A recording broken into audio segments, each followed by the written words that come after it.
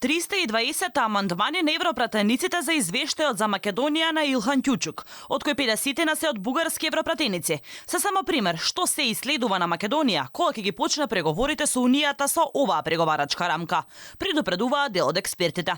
Нови и нови амандмани, барања, услови се нашата иднина штом и ако го започнеме процесот за интегрирање во европското семејство по преговарачката рамка која ја прифати владата на Ковачевски и Ахмети.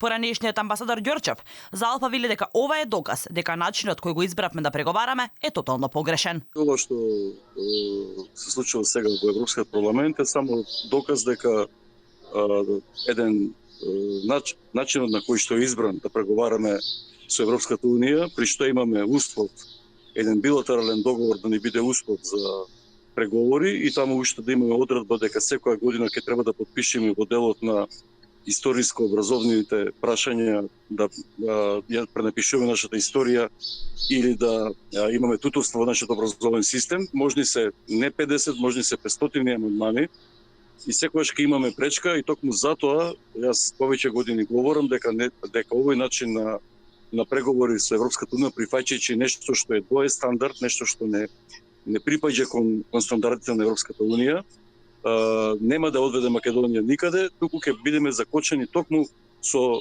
прифаќање на ваква преговарачка рамка.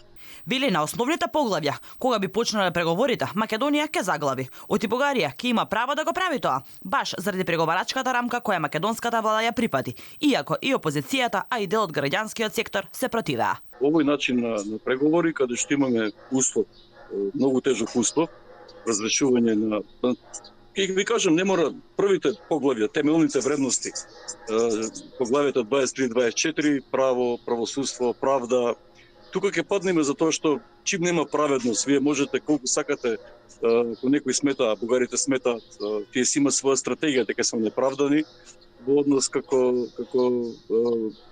македонските граѓани со бугарска самосвест дека се неправдани во Македонија, дека нашата историја е фалсификат на бугарската историја и ред други прашања, дека нашиот образовен систем мора да се смени.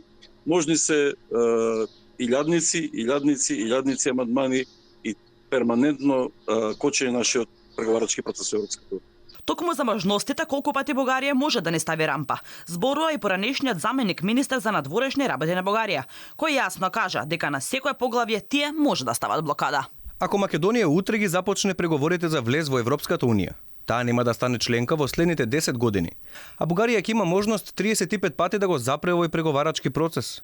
Кира Митчиев посочи дека поглавието за добрососедство и владење на правото е прва што се отвора во преговарачкиот процес и последно се затвора. Така Бугарија секогаш ќе може да каже дека оваа земја не ги исполнува критериумите, додаде тој.